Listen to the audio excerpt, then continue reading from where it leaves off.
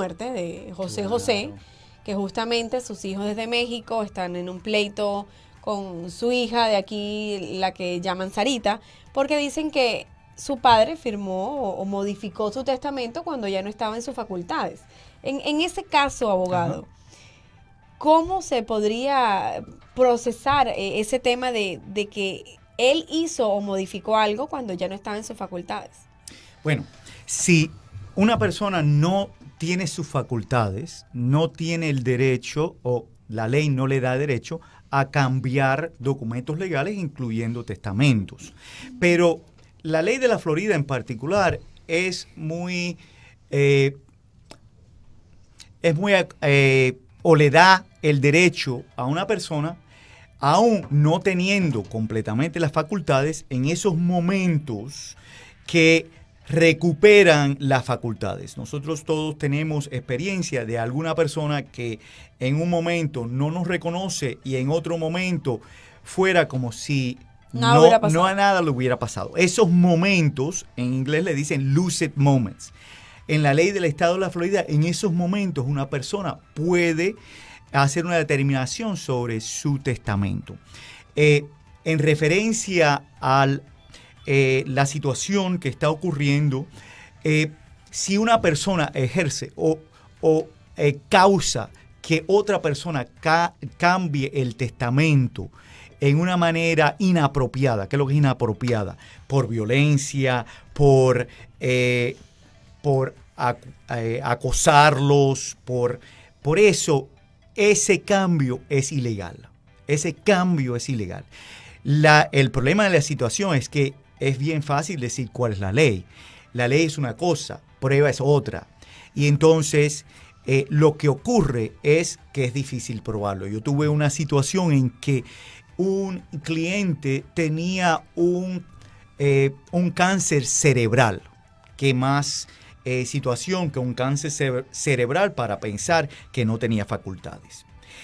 Él determina que él va a cambiar su testamento y que se va a casar, y se casó horas antes de fallecer. Nosotros pensamos qué caso más bueno para decir que esto era inapropiado. La corte determinó que en el momento que él hizo el cambio tenía conocimiento, así que es tan fácil como eso, es parte de la prueba que es importante. Entonces, si ellos pueden probar que hubo que ejercitó esta persona un poder que no era apropiado, sí, ellos tienen razón. Pero si no lo pueden probar, no tienen caso. Y abogado, volviendo al tema, por ejemplo, si que Dios nos quiera que yo me muero, que uno es una persona que se muere, claro, y no deja ningún testamento, claro, y tienes tus 3 hijos y tienes tu esposa, ¿cómo con las propiedades o con las cosas que tú dejas y no hay un testamento? Claro. ¿Qué sucede? ¿Qué pasa con el gobierno? ¿Qué pasa con los hijos? ¿Quién es la persona que puede tomar? ¿Y quién es la persona que determina todo en ese caso? Claro. Giovanni, esa es una pregunta excelente. Muchos de los clientes entran en la oficina y nos dicen, bueno, si no tenemos testamento, el Estado se quedan con nuestros bienes y tenemos esta familia, y hacen un testamento por ese propósito. Eso no es correcto. El Estado de la Florida tiene un estatuto que determina cómo esos bienes van a ser distribuidos.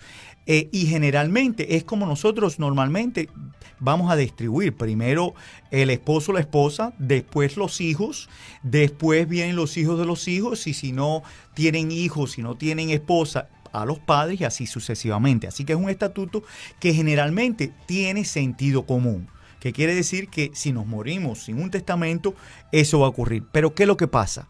Es como cuando uno va a un sastre y nos hacemos un traje. Ese traje nos va a servir porque el sastre nos midió y determinó qué es lo que era lo que nosotros necesitamos.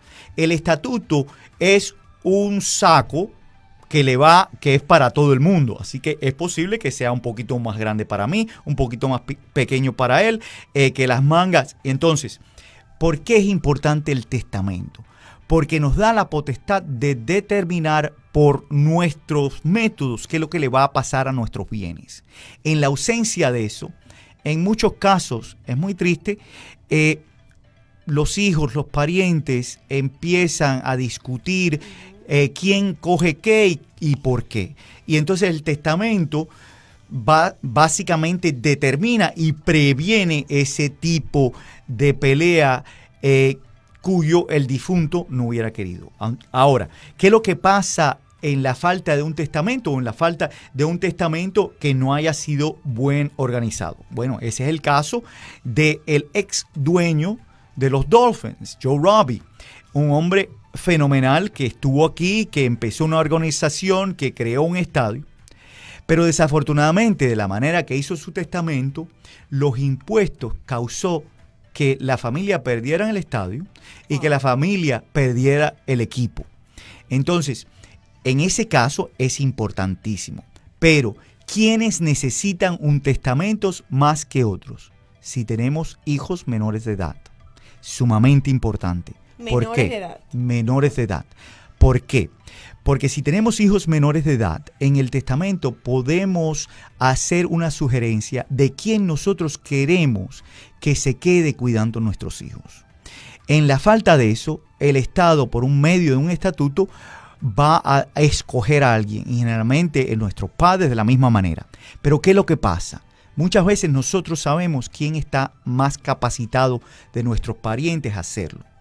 Pero ¿qué padre va a decir, no, yo tengo 70 años y yo no lo voy a hacer? Por maneras de compromiso es posible que ese padre diga, yo lo hago, y no es la mejor persona capacitada.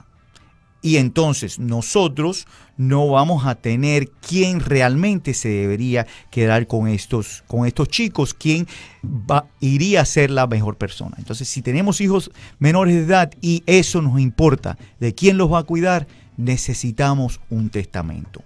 Ahora, para tratar de tocar en un punto que también las personas dicen, Giovanni dijo uno de los puntos más importantes, que es que si yo tengo testamento, estoy invitando a la muerte. Desafortunadamente eso no ocurre. Todos nos vamos a morir y en los Estados Unidos dicen que nada más que hay dos realidades: la muerte y los impuestos. Pero la segunda cosa que las personas piensan es que si nos morimos sin testamento, ¿qué es lo que le pasa y a quién le pasa el dinero? Está fuera de nuestro control. Si lo queremos controlar, si queremos actualmente hacer un plan para nuestra familia, es muy necesario